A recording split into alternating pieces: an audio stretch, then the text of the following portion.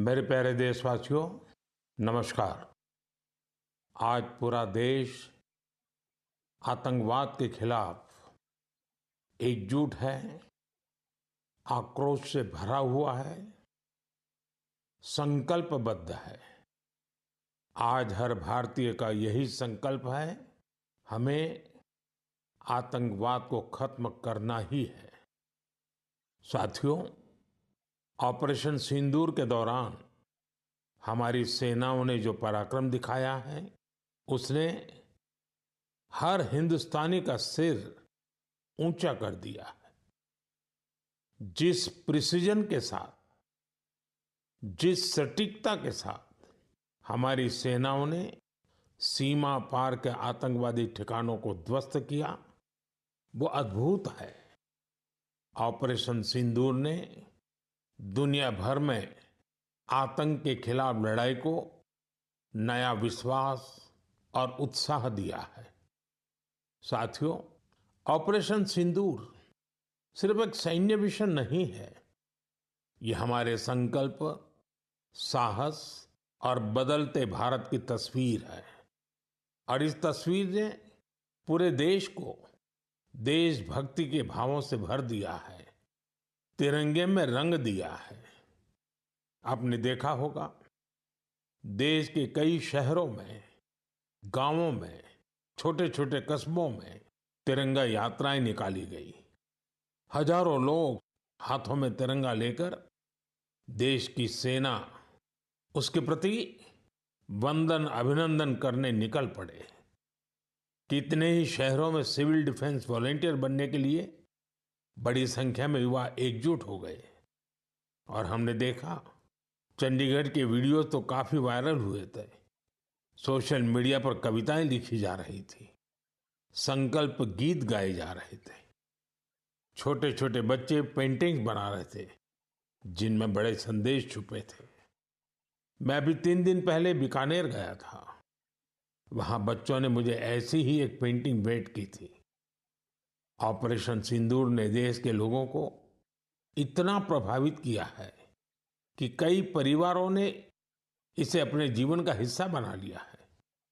बिहार के कटिहार में, यूपी के कुशीनगर में और भी कई शहरों में उस दौरान जन्म लेने वाले बच्चों का नाम सिंदूर रखा गया है।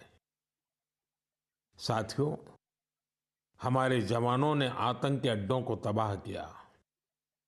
यह उनका अदम्य साहस था और उसमें शामिल थी भारत में बने हथियारों, उपकरणों और टेक्नोलॉजी की ताकत। उसमें आत्मनिर्भर भारत का संकल्प भी था। हमारे इंजीनियर्स, हमारे तकनीशियन, हर किसी का पसीना इस विजय में शामिल है। इस अभियान के बाद पूरे देश में वोकल फॉर लोकल को लेकर एक नई ऊर्जा दिख रही है। कई बातें मन को छू जाती है। एक माँ बाप ने कहा, अब हम अपने बच्चों के लिए सिर्फ भारत में बने खिलौने ही लेंगे। देशभक्ति की शुरुआत बचपन से होगी। कुछ परिवारों ने शपथ ली है, हम अपनी अगली छुट्टियां देश के किसी खूबसूरत जगह में ही बिताएंगे। कई युवाओं ने मेड इन इंडिया का संकल्प लिया है, वो देश में ही शादी करेंगे। किसी ने ये भी कहा है, अब जो भी गिफ्ट देंगे वह किसी भारतीय शिल्पकार के हाथों से बना होगा। साथियों, यही तो है भारत की असली ताकत, जन मन का जुड़ाव, जन भागीदारी। मैं आप सबसे भी आग्रह करता हूं, आइए इस अवसर पर एक संकल्प लें। हम अपने जीवन में जहां भी संभव हो, देश में बनी चीजों को प्राथमिकता देंगे। यह सिर्फ आर्थिक आत्मनिर्भरता की बात नहीं है, यह राष्ट्र के निर्माण में भागीदारी का भाव है। हमारा एक कदम भारत की प्रगति में बहुत बड़ा योगदान बन सकता है। साथियों, बस से कहीं आना जाना कितनी सामान्य बात है, लेकिन मैं आपको एक ऐसे गांव के बारे में बताना चाहता हूं जहां पहली बार एक बस पहुंची। इस दिन का वहां के लोग वर्षों से इंतजार कर रहे थे और जब गांव में पहली बार बस पहुंची तो लोगों ने ढोल नगाड़े बजाकर उसका स्वागत किया। बस को देखकर लोगों की खुशी का ठिकाना नहीं था। गांव में पक्की सड़क थी, लोगों को जरूरत थी, लेकिन पहले कभी यहां बस नहीं चल पाई थी। क्यों? क्योंकि ये गांव माओवादी हिंसा से प्रभावित था। यह जगह है महाराष्ट्र के गढ़चिरौली जिले में और इस गांव का नाम है काटेजरी। काटेजरी में आए इस परिवर्तन को आसपास के पूरे क्षेत्र में महसूस किया जा रहा है। अब यहां हालात तेजी से सामान्य हो रहे हैं। माओवाद के खिलाफ सामूहिक लड़ाई से अब ऐसे क्षेत्रों तक भी बुनियादी सुविधाएं पहुंचने लगी हैं। गांव के लोगों का कहना है कि बस के आने से उन लोगों का जीवन बहुत आसान हो जाएगा। साथियों, मन की बात में हम छत्तीसगढ़ में हुए बस्तर ओलंपिक और माओवाद प्रभावित क्षेत्रों में साइंस लैब पर चर्चा कर चुके हैं। यहाँ के बच्चों में साइंस का पैशन है, वो स्पोर्ट्स में भी कमाल कर रहे हैं। ऐसे प्रयासों से पता चलता है कि इन इलाकों में रहने वाले लोग कितने साहसी होते हैं। इन लोगों ने तमाम चुनौतियों के बीच अपने जीवन को बेहतर बनाने की राह चुनी है। मुझे यह जानकर भी बहुत खुशी हुई कि 10वीं और 12वीं की परीक्षाओं में दंतेवाड़ा जिले के नतीजे बहुत शानदार रहे हैं। करीब 95% रिजल्ट के साथ ये जिला 10वीं के नतीजों में टॉप पर रहा। वहीं 12वीं की परीक्षा में इस जिले ने छत्तीसगढ़ में छठा स्थान हासिल किया। सोचिए, जिस दंतेवाड़ा में कभी माओवाद चरम पर था, वहां आज शिक्षा का परचम लहरा रहा है। ऐसे बदलाव हम सभी को गर्व से भर देते हैं। मेरे प्यारे देशवासियों, अब मैं लायंस, शेरों से जुड़ी एक बड़ी अच्छी खबर आपको बताना चाहता हूं। पिछले केवल 5 वर्षों में गुजरात के गीर में शेरों की आबादी 674 से बढ़कर 891 हो गई है। 674 से 891। लायन सेंसस के बाद सामने आई शेरों की ये संख्या बहुत उत्साहित करने वाली है। साथियों, आप में से बहुत से लोग यह जानना चाह रहे होंगे कि आखिर ये एनिमल सेंसस होती कैसे है। ये एक्सरसाइज बहुत ही चुनौतीपूर्ण है। आपको यह जानकर हैरानी होगी कि लायन सेंसस 11 जिलों में 35,000 वर्ग किलोमीटर के दायरे में की गई थी। सेंसस के लिए टीमों ने राउंड द क्लॉक यानी 2400 घंटे इन क्षेत्रों की निगरानी की। इस पूरे अभियान में वेरिफिकेशन और क्रॉस वेरिफिकेशन दोनों किए गए। इससे पूरी बारीकी से शेरों की गिनती का काम पूरा हो सका। साथियों, एशियाटिक लायन की आबादी में बढ़ोतरी ये दिखाती है कि जब समाज में ओनरशिप का भाव मजबूत होता है तो कैसे शानदार नतीजे आते हैं। कुछ दशक पहले गिर में हालात बहुत चैलेंजिंग थे, लेकिन वहां के लोगों ने मिलकर बदलाव लाने का बीड़ा उठाया। वहां लेटेस्ट टेक्नोलॉजी के साथ ही ग्लोबल बेस्ट प्रैक्टिसेस को भी अपनाया गया। इसी दौरान गुजरात ऐसा पहला राज्य बना जहां बड़े पैमाने पर फॉरेस्ट ऑफिसर के पद पर महिलाओं की तैनाती की गई। आज हम जो नतीजे देख रहे हैं उसमें इन सभी का योगदान है। वाइल्ड लाइफ प्रोटेक्शन के लिए हमें ऐसे ही हमेशा जागरूक और सतर्क रहना होगा। मेरे प्यारे देशवासियों, 2-3 दिन पहले ही मैं पहली राइजिंग नॉर्थ ईस्ट समिट में गया था। उससे पहले हमने नॉर्थ ईस्ट के सामर्थ्य को समर्पित अष्टलक्ष्मी महोत्सव भी मनाया था। नॉर्थ ईस्ट की बात ही कुछ और है। वहाँ का सामर्थ्य, वहाँ का टैलेंट वाकई अद्भुत है। मुझे एक दिलचस्प कहानी पता चली है क्राफ्टेड फाइबर्स की। क्राफ्टेड फाइबर्स ये सिर्फ एक ब्रांड नहीं, सिक्किम की परंपरा, बुनाई की कला और आज के फैशन की सोच, तीनों का सुंदर संगम है। इसकी शुरुआत की डॉक्टर चेवांग नोरबू भूटिया ने। पैसे से वो वेटरनरी डॉक्टर है और दिल से सिक्किम की संस्कृति के सच्चे ब्रांड एम्बेसडर। उन्होंने सोचा क्यों न बुनाई को एक नया आयाम दिया जाए और इसी सोच से जन्म हुआ क्राफ्टेड फाइबर का। उन्होंने पारंपरिक बुनाई को मॉडर्न फैशन से जोड़ा और इसे बनाया एक सोशल एंटरप्राइज। अब उनके यहाँ केवल कपड़े नहीं बनते, उनके यहाँ जिंदगियां बुनी जाती है। वे लोकल लोगों को स्किल ट्रेनिंग देते हैं, उन्हें आत्मनिर्भर बनाते हैं।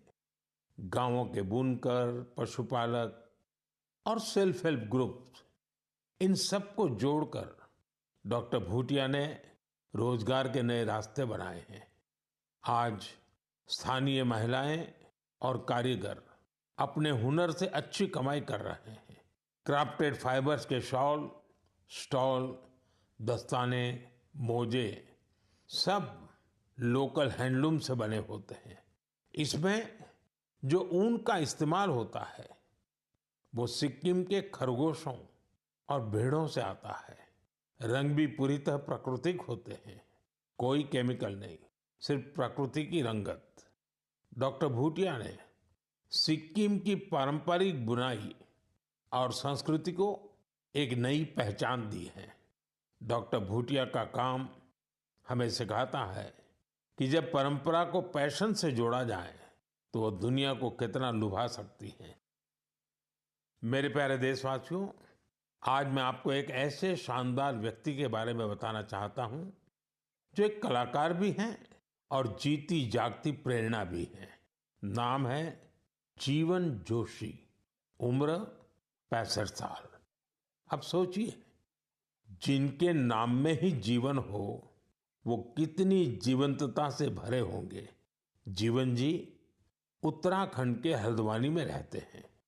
बचपन में पोलियो ने उनके पैरों की ताकत छीन ली थी, लेकिन पोलियो उनके हौसलों को नहीं छीन पाया। उनके चलने की रफ्तार भले ही कुछ धीमी हो गई, लेकिन उनका मन कल्पना की हर उड़ान उड़ता रहा। इसी उड़ान में जीवन जी ने एक अनोखी कला को जन्म दिया। नाम रखा बगेट। इसमें वो चीड़ के पेड़ों से गिरने वाली सूखी छाल से सुंदर कलाकृतियां बनाते हैं। वो छाल जिसे लोग आमतौर पर बेकार समझते हैं, जीवन जी के हाथों में आते ही धरोहर बन जाती है। उनकी हर रचना में उत्तराखंड की मिट्टी की खुशबू होती है।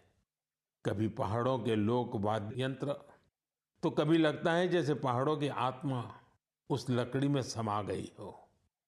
जीवन जी का काम सिर्फ कला नहीं, एक साधना है। उन्होंने इस कला में अपना पूरा जीवन समर्पित कर दिया है। जीवन जोशी जैसे कलाकार हमें याद दिलाते हैं कि परिस्थितियां चाहे जैसी भी हो, अगर इरादा मजबूत हो तो नामुमकिन कुछ नहीं। उनका नाम जीवन है और उन्होंने सच में दिखा दिया कि जीवन जीना क्या होता है। मेरे प्यारे देशवासियों, आज कई ऐसी महिलाएं हैं जो खेतों के साथ ही अब आसमान की ऊंचाइयों पर काम कर रही हैं। जी हाँ, आपने सही सुना। अब गांव की महिलाएं ड्रोन दीदी बनकर ड्रोन उड़ा रही हैं और उससे खेती में नई क्रांति ला रही है। साथियों, तेलंगाना के संगारेड्डी जिले में कुछ समय पहले तक जिन महिलाओं को दूसरों पर निर्भर रहना पड़ता था, आज वही महिलाएं ड्रोन से 50 एकड़ जमीन पर दवा के छिड़काव का काम पूरा कर रही है। सुबह 3 घंटे, शाम 2 घंटे और काम निपट गया। धूप की तपन नहीं, जहर जैसे केमिकल्स का खतरा नहीं। साथियों, गांव वालों ने भी इस परिवर्तन को दिल से स्वीकार किया है। अब ये महिलाएं ड्रोन ऑपरेटर नहीं, स्काई वॉरियर्स के नाम से जानी जाती है। ये महिलाएं हमें बता रही हैं, बदलाव तब आता है जब तकनीक और संकल्प एक साथ चलते हैं। मेरे प्यारे देशवासियों, अंतर्राष्ट्रीय योग दिवस में अब 1 महीने से भी कम समय बचा है। ये अवसर याद दिलाता है कि अगर आप अब भी योग से दूर हैं, तो अब योग से जुड़े। योग आपका जीवन जीने का तरीका बदल देगा। साथियों, 21 जून 2015 में योग दिवस की शुरुआत के बाद से ही इसका आकर्षण लगातार बढ़ रहा है। इस बार भी योग दिवस को लेकर दुनिया भर में लोगों का जोश और उत्साह नजर आ रहा है। अलग अलग संस्थान अपनी तैयारियां साझा कर रहे हैं। बीते वर्षों की तस्वीरों ने बहुत प्रेरित किया है। हमने देखा है, अलग अलग देशों में किसी साल लोगों ने योग चेन बनाई, योग रिंग बनाई। ऐसी बहुत ही तस्वीरें हैं जहां एक साथ 4 जनरेशन मिलकर योग कर रही हैं। बहुत से लोगों ने अपने शहर की आइकॉनिक प्लेसेस को योग के लिए चुना। आप भी इस बार कुछ इंटरेस्टिंग तरीके से योग दिवस मनाने के बारे में सोच सकते हैं। साथियों, आंध्र प्रदेश की सरकार ने योग आंध्र अभियान शुरू किया है। इसका उद्देश्य पूरे राज्य में योग संस्कृति को विकसित करना है। इस अभियान के तहत योग करने वाले 10 लाख लोगों का एक पूल बनाया जा रहा है। मुझे इस वर्ष विशाखापत्तनम में योग दिवस कार्यक्रम में शामिल होने का अवसर मिलेगा। मुझे जानकर अच्छा लगा कि इस बार भी हमारे युवा साथी देश की विरासत से जुड़ी आइकॉनिक प्लेसेस पर योग करने वाले हैं। कई युवाओं ने नए रिकॉर्ड बनाने और योग चेन का हिस्सा बनने का संकल्प लिया है। हमारे कॉरपोरेट्स भी इसमें पीछे नहीं है। कुछ संस्थानों ने ऑफिस में ही योग अभ्यास के लिए अलग स्थान तय कर दिया है। कुछ स्टार्टअप्स ने अपने ऑफिस योग अवर्स तय कर दिए हैं। ऐसे भी लोग हैं जो गांवों में जाकर योग सिखाने की तैयारी कर रहे हैं। हेल्थ और फिटनेस को लेकर लोगों की ये जागरूकता मुझे बहुत आनंद देती है। साथियों, योग दिवस के साथ साथ आयुर्वेद के क्षेत्र में भी कुछ ऐसा हुआ है जिसके बारे में जानकर आपको बहुत खुशी होगी। कल ही यानी 24 मई को WHO के डायरेक्टर जनरल और मेरे मित्र तुलसी भाई की मौजूदगी में एक MOU साइन किया गया है। इस एग्रीमेंट के साथ ही international classification of health interventions के तहत एक डेडिकेटेड ट्रेडिशनल मेडिसिन मॉड्यूल पर काम शुरू हो गया है। इस पहल से आयुष को पूरी दुनिया में वैज्ञानिक तरीके से अधिक लोगों तक पहुंचाने में मदद मिलेगी। साथियों, आपने स्कूलों में ब्लैक बोर्ड तो देखा होगा, लेकिन अब कुछ स्कूलों में शुगर बोर्ड भी लगाया जा रहा है। ब्लैक बोर्ड नहीं, शुगर बोर्ड। CBSE की इस अनोखी पहल का उद्देश्य है बच्चों को उनके शुगर इंटेक के प्रति जागरूक करना। कितनी चीनी लेनी चाहिए और कितनी चीनी खाई जा रही है, ये जानकर बच्चे खुद से ही हेल्दी विकल्प चुनने लगे हैं। ये एक अनोखा प्रयास है और इसका असर भी बड़ा पॉजिटिव होगा। बचपन से ही स्वस्थ जीवन शैली की आदतें डालने में ये काफी मददगार साबित हो सकता है। कई अभिभावकों ने इसे सराहा है और मेरा मानना है ऐसी पहल दफ्तरों, कैंटीनों और संस्थानों में भी होनी चाहिए। आखिरकार सेहत है तो सब कुछ है। फिट इंडिया ही स्ट्रांग इंडिया की नींव है। मेरे प्यारे देशवासियों, स्वच्छ भारत की बात हो और मन की बात के श्रोता पीछे रहें, ऐसा कैसे हो सकता है भला? मुझे पूरा विश्वास है कि आप सब अपने अपने स्तर पर इस अभियान को मजबूती दे रहे हैं। लेकिन आज मैं आपको एक ऐसी मिसाल के बारे में बताना चाहता हूं जहां स्वच्छता के संकल्प ने पहाड़ जैसी चुनौतियों को भी मात दे दी। आप सोचिए, कोई व्यक्ति बर्फीली पहाड़ियों पर चढ़ाई कर रहा हो, जहां सांस लेना मुश्किल हो, कदम कदम पर जान को खतरा हो, और फिर भी वो व्यक्ति वहां सफाई में जुटा हो। ऐसा ही कुछ किया है हमारी आईटीबीपी की टीमों के सदस्यों ने। ये टीम माउंट मकालू जैसे विश्व की सबसे कठिन चोटी पर चढ़ाई के लिए गई थी। पर साथियों, उन्होंने सिर्फ पर्वतारोहण नहीं किया, उन्होंने अपने लक्ष्य में एक मिशन और जोड़ा, स्वच्छता का। चोटी के पास जो कचरा पड़ा था, उन्होंने उसे हटाने का बीड़ा उठाया। आप कल्पना कीजिए, 150 किलो से ज्यादा नॉन बायोडिग्रेडेबल वेस्ट इस टीम के सदस्य अपने साथ नीचे लाए। इतनी ऊंचाई पर सफाई करना कोई आसान काम नहीं है, लेकिन यह दिखाता है कि जहां संकल्प होता है वहां रास्ते अपने आप बन जाते हैं। साथियों, इसी से जुड़ा एक और जरूरी विषय है पेपर वेस्ट और रिसाइकलिंग। हमारे घरों और दफ्तरों में हर दिन बहुत सारा पेपर वेस्ट निकलता है।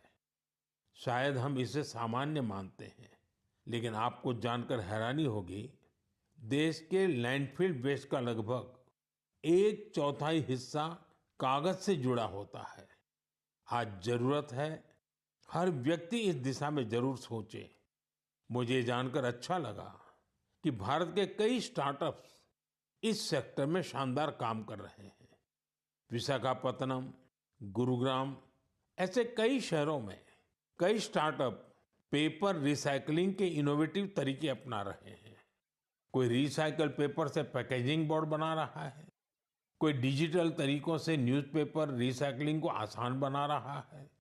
जालना जैसे शहरों में कुछ स्टार्टअप 100% रिसाइकल्ड मटेरियल से पैकेजिंग रोल और पेपर कोर बना रहे हैं। आप ये भी जानकर प्रेरित होंगे, 1 टन कागज की रिसाइकलिंग से 17 पेड़ कटने से बचते हैं और हजारों लीटर पानी की बचत होती है। अब सोचिए, जब पर्वतारोही इतने कठिन हालत में कचरा वापस ला सकते हैं, तो हमें भी अपने घर या दफ्तर में पेपर को अलग करके रिसाइकलिंग में अपना योगदान जरूर देना चाहिए। जब देश का हर नागरिक ये सोचेगा कि देश के लिए मैं क्या बेहतर कर सकता हूं, तभी मिलकर हम बड़ा परिवर्तन ला सकते हैं। साथियों, बीते दिनों खेलो इंडिया गेम्स की बड़ी धूम रही। खेलो इंडिया के दौरान बिहार के 5 शहरों ने मेजबानी की थी। वहां अलग अलग कैटेगरी के मैच हुए थे। पूरे भारत से वहां पहुंचे एथलीट्स की संख्या 5,000 से भी ज्यादा थी। इन एथलीट्स ने बिहार की स्पोर्टिंग स्पिरिट की, बिहार के लोगों से मिली आत्मीयता की बड़ी तारीफ की है। साथियों, बिहार की धरती बहुत खास है। इस आयोजन में यहाँ कई यूनिक चीजें हुई हैं। खेलो इंडिया यूथ गेम्स का ये पहला आयोजन था जो ओलंपिक चैनल के जरिए दुनिया भर में पहुंचा। पूरे विश्व के लोगों ने हमारे युवा खिलाड़ियों की प्रतिभा को देखा और सराहा। मैं सभी पदक विजेताओं, विशेषकर टॉप के 3 विनर्स महाराष्ट्र, हरियाणा और राजस्थान को बधाई देता हूं। साथियों, इस बार खेलो इंडिया में कुल 26 रिकॉर्ड बने। वेट लिफ्टिंग स्पर्धाओं में महाराष्ट्र की अस्मिता धोने, ओडिशा के हर्षवर्धन साहू और उत्तर प्रदेश के तुषार चौधरी के शानदार प्रदर्शन ने सबका दिल जीत लिया। वहीं महाराष्ट्र के साईराज परदेशी ने तो 3 रिकॉर्ड बना डाले। एथलेटिक्स में उत्तर प्रदेश के कादिर खान और शेख जिशान और राजस्थान के हंसराज ने शानदार प्रदर्शन किया। इस बार बिहार ने भी 36 मेडल्स अपने नाम किए। साथियों, जो खेलता है वही खिलता है। यंग स्पोर्टिंग टैलेंट के लिए टूर्नामेंट बहुत मायने रखता है। इस तरह के आयोजन भारतीय खेलों के भविष्य को और संवारने वाले हैं। मेरे प्यारे देशवासियों, 20 मई को वर्ल्ड बी डे मनाया गया।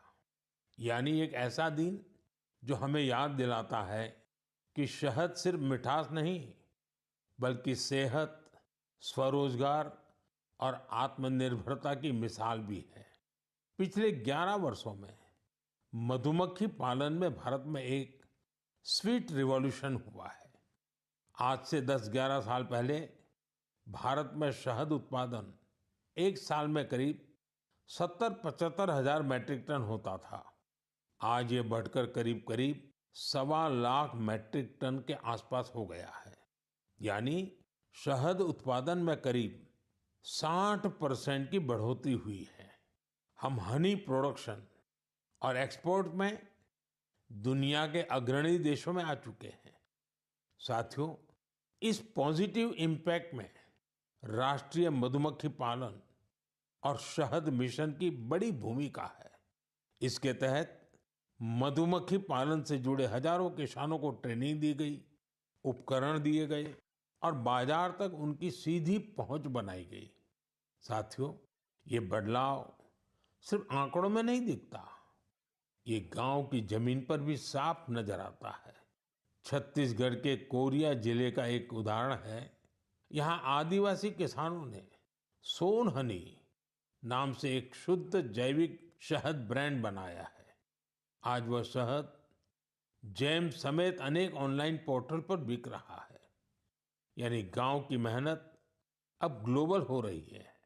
इसी तरह उत्तर प्रदेश, गुजरात, जम्मू कश्मीर, पश्चिम बंगाल और अरुणाचल प्रदेश में हजारों महिलाएं और युवा अब हनी उद्यमी बन चुके हैं। साथियों, और अब शहद की केवल मात्रा नहीं, उसकी शुद्धता पर भी काम हो रहा है। कुछ स्टार्टअप अब एआई और डिजिटल टेक्नोलॉजी से शहद की गुणवत्ता को प्रमाणित कर रहे हैं। आप अगली बार जब भी शहद खरीदें तो इन हनी उद्यमियों द्वारा बनाए गए शहद को जरूर आजमाएं। कोशिश करें कि किसी लोकल किसान से, किसी महिला उद्यमी से भी शहद खरीदें, क्योंकि उस हर बूंद में स्वाद ही नहीं, भारत की मेहनत और उम्मीदें घुली होती हैं। शहद की ये मिठास आत्मनिर्भर भारत का स्वाद है। साथियों, जब हम शहद से जुड़े देशों के प्रयासों की बात कर रहे हैं, तो मैं आपको एक और पहल के बारे में बताना चाहता हूँ। ये हमें याद दिलाती है कि हनी बीज की सुरक्षा सिर्फ पर्यावरण की नहीं, हमारी खेती और फ्यूचर जनरेशन की भी जिम्मेदारी है। ये उदाहरण है पुणे शहर का, जहाँ एक हाउसिंग सोसाइटी में मधुमक्खियों का एक छत्ता हटाया गया। शायद सुरक्षा के कारण या डर की वजह से, लेकिन इस घटना ने किसी को कुछ सोचने पर मजबूर कर दिया। अमित नाम के एक युवा ने तय किया कि बीज को हटाना नहीं, उन्हें बचाना चाहिए। उन्होंने खुद सीखा, मधुमक्खियों पर सर्च की और दूसरों को भी जोड़ना शुरू किया। धीरे धीरे उन्होंने एक टीम बनाई जिसे उन्होंने नाम दिया बी फ्रेंड्स, यानी बी मित्र। अब ये बी फ्रेंड्स मधुमक्खियों के छत्तों को एक जगह से दूसरी जगह सुरक्षित तरीके से ट्रांसफर करते हैं, ताकि लोगों को खतरा न हो और हनी बीज भी जिंदा रहे। अमित जी के इस प्रयास का असर भी बड़ा शानदार हुआ है। हनी बीज की कॉलोनी बच रही है, हनी प्रोडक्शन बढ़ रहा है और सबसे जरूरी है, लोगों में अवेयरनेस भी बढ़ रही है। ये पहल हमें सिखाती है कि जब हम प्रकृति के साथ तालमेल में काम करते हैं तो उसका फायदा सबको मिलता है। मेरे प्यारे देशवासियों, मन की बात के इस एपिसोड में इस बार इतना ही। आप इसी तरह देश के लोगों की उपलब्धियों को, समाज के लिए उनके प्रयासों को मुझे भेजते रहिए। मन की बात के अगले एपिसोड में फिर मिलेंगे। कई नए विषयों और देशवासियों की नई उपलब्धियों की चर्चा करेंगे। मुझे आपके संदेशों का इंतजार है। आप सबका बहुत बहुत धन्यवाद। नमस्कार।